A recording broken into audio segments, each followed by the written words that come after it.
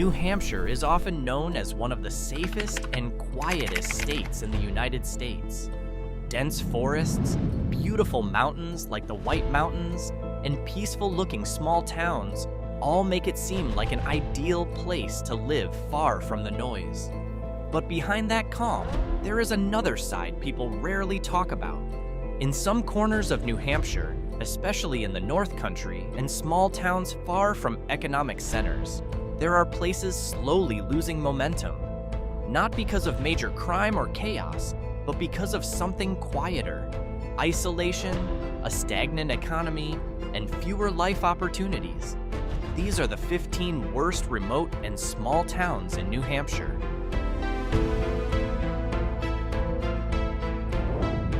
At the far northern edge of New Hampshire, just minutes from the Canadian border, Colebrook feels like a world moving slower, and sometimes left behind. The roads are quiet, winters are long, and reaching a major city can take hours. With a population of around 1,100 people, the economy here is very limited. The median household income is around $46,000, below the state average, with unemployment tending to be higher than New Hampshire's standard. Crime in Colebrook is actually not high, but that is not the main issue. What feels heavy is the economic silence. Stores close earlier, job opportunities are limited, and many young people choose to leave instead of stay.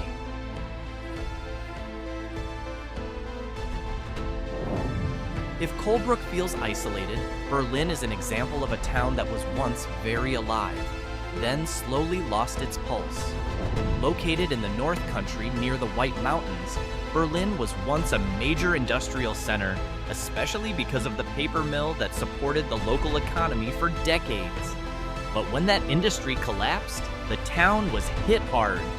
Today, Berlin has a population of around 9,200 people, but its median household income is only about $45,000, far below the state average. Unemployment tends to be higher than New Hampshire's standard, and many remaining jobs are in lower-wage service sectors. Many old buildings from its industrial peak still stand, but some are abandoned, creating a somewhat bleak atmosphere.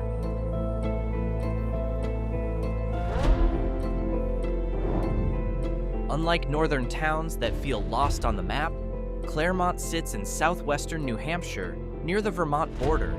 Its location is actually fairly strategic, but ironically, that does not automatically make life easier here. Claremont was once an active industrial town, with textile mills and manufacturing as its backbone. But like many small towns, when those industries faded, the impact lasted. What makes Claremont stand out on this list is its crime rate. For a state known as very safe, the crime rate here is relatively higher than average, especially property crimes like theft and vandalism.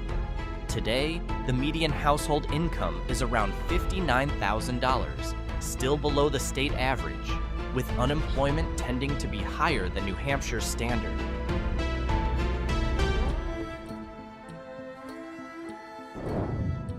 If there is one small town in New Hampshire often described as having the most noticeable problems, Franklin almost always comes up.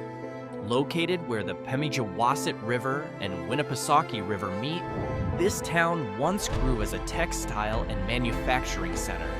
Its location is actually decent, even close to tourist areas like Lake Winnipesaukee. But once again, the collapse of industry left a long shadow.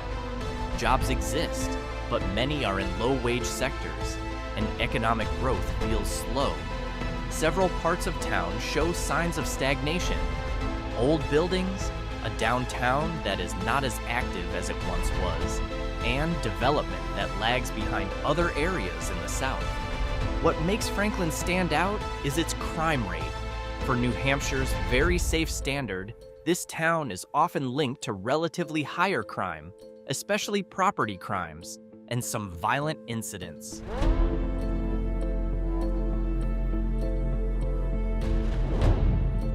At first glance, Littleton almost feels like it does not belong on this list. Located in northern New Hampshire, This small town is actually known for one of the most charming downtowns in the North Country, complete with local shops, a pedestrian bridge over the Ammonoosuc River, and a warm, classic New England atmosphere. Behind that charm, Littleton still faces real challenges. The median household income is around $53,000, still below the state average, with job opportunities relatively limited outside retail, service work, and seasonal tourism. Many available jobs do not offer long-term growth, causing some younger residents to leave. The problem is more subtle, hidden stagnation. The town looks alive on the surface, especially during tourist season, but outside that, its rhythm slows down sharply.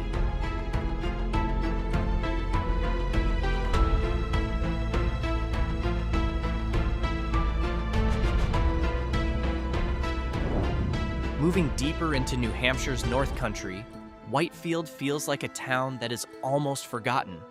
In terms of crime, Whitefield is relatively low, even by New Hampshire standards.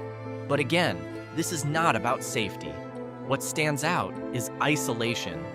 Major cities are far away, facilities are limited, and social life can feel repetitive. Many young people who grow up here eventually leave for broader opportunities. With a population of only around 1,500 people, Whitefield's economy moves slowly. The median household income is around $61,000, below the state average, with very limited job opportunities. Most work is centered on small sectors like local services, light construction, or seasonal tourism. Beyond that, career options are extremely limited.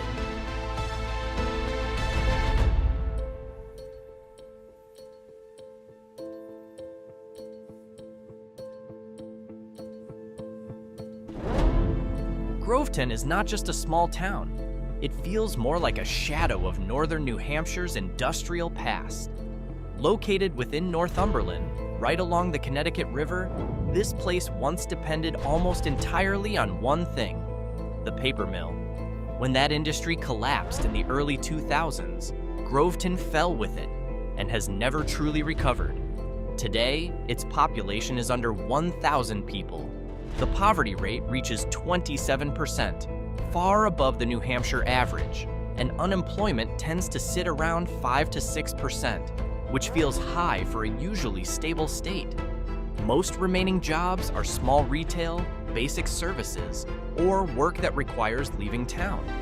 In terms of crime, Groveton does not stand out for violent crime, but property crime like small theft and vandalism appears more often than in other rural New Hampshire towns, usually a sign of economic pressure.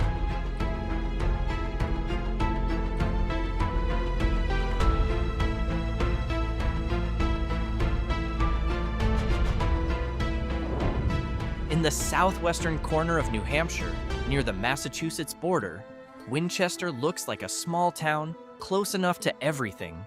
But in reality, it still feels left behind. Unlike North Country towns isolated by distance, Winchester has access, yet its economy has not really moved forward. Its poverty rate is relatively high for New Hampshire, around 15%, while unemployment tends to sit slightly above average. Many available jobs are in retail, small manufacturing, or commuting to other towns, meaning survival often depends on places outside Winchester. In terms of crime, Winchester stands out. Property crimes like theft and vandalism happen more often than in many other small towns in New Hampshire, and some reports also show smaller-scale violent incidents.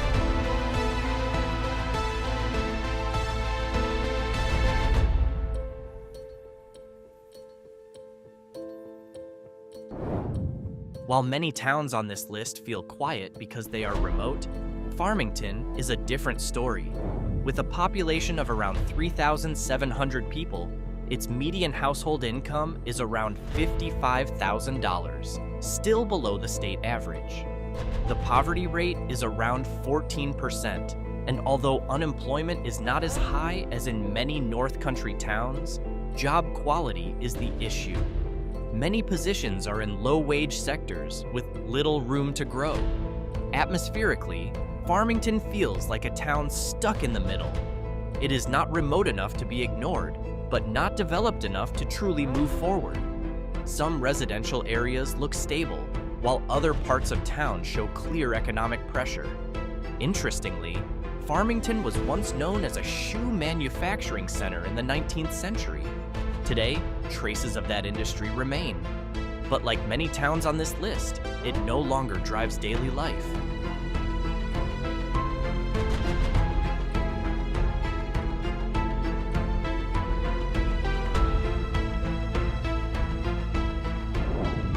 Hidden in southern New Hampshire, near the Massachusetts border, Greenville is a small town that is not truly remote, but still feels left behind. Its population is only around 1,300 people, with a poverty rate of about 14%, and job opportunities inside the town are very limited.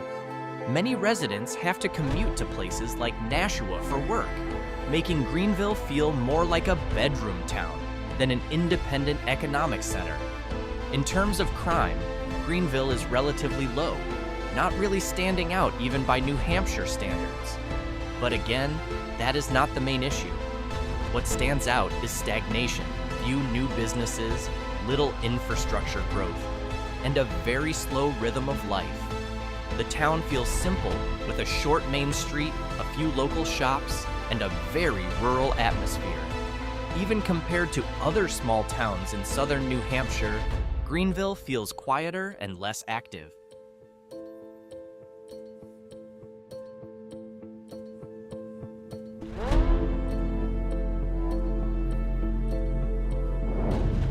On the edge of clear Newfound Lake, one of the cleanest lakes in New Hampshire, Bristol looks at first like a place that should be very comfortable to live in.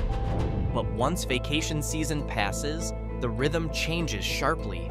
The poverty rate is around 12%, and job opportunities inside town are fairly limited, mostly relying on seasonal tourism, restaurants, and small businesses. That means when summer is busy, the economy moves. But outside that season, it slows down significantly. The main challenge is seasonal dependence and a lack of economic diversity. Many residents have to work outside town or rely on more than one job to stay stable.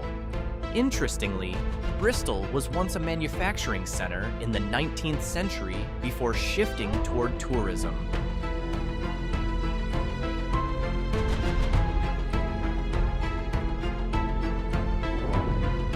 Ashland sits in a location that is strategic but not quite enough, between the Interstate 93 corridor and New Hampshire's White Mountains tourism region. On paper, that should be an advantage, but in reality, Ashland feels more like a stopover than a destination. Its population is around 1,500 people, with a median household income around $44,000, still below the state average. The poverty rate is around 27%, and job opportunities within the town are quite limited. Many jobs depend on services, tourism, or commuting to other towns along Interstate 93. Atmospherically, Ashland has a small but neat downtown, with a few local shops and proximity to the well-known Squam Lake. The lake was even used as a filming location for the classic movie On Golden Pond, a detail that gives the area a little bit of glamour.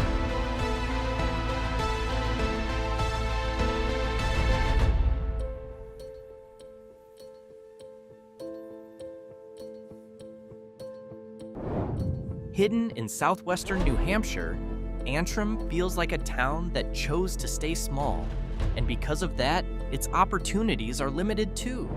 Surrounded by forests, small lakes, and classic New England scenery, this place is quiet. Maybe too quiet for some people. With a population of around 1,300 people, the median household income is around $72,000, still below the state average. The poverty rate is lower than many towns on this list, around 12%, but the main issue is the lack of local jobs. Most residents have to commute to places like Keene or Concord for more stable work.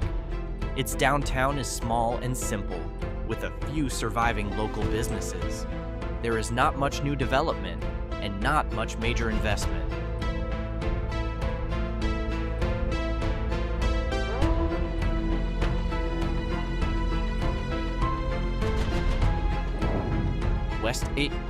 Swanzey is not a full town.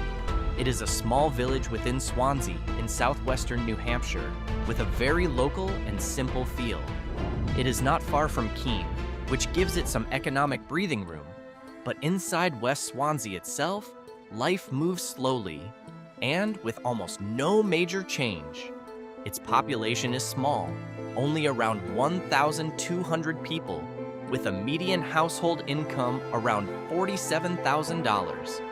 The poverty rate is relatively low, around 7%, and unemployment is not especially alarming. On paper, this is not a bad place. The problem is dependence. Almost all larger economic activity, from jobs and entertainment to important services, depends on Keene. There is no truly active downtown, no major development, and very few chances to grow professionally without leaving the area.